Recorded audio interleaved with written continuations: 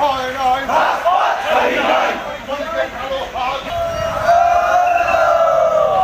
ছাত্রলীগ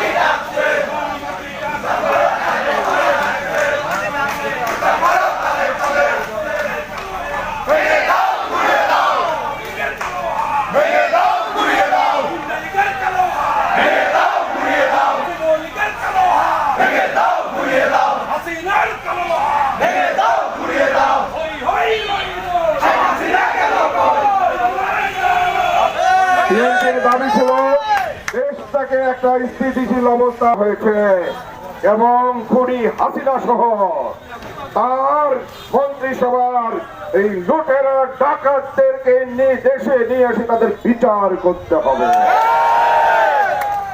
তাদের এই স্বৈরাচার সরকারকে উৎখাত করেছে। আর আজকে যারা এখানে উপদেষ্টার দায়িত্ব নিয়েছেন, মাননীয় স্বরাষ্ট্র উপদেষ্টা,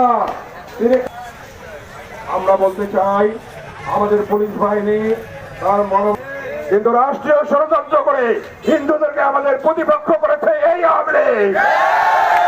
আমি হিন্দু ভাইদেরকে আশ্বস্ত করতে চাই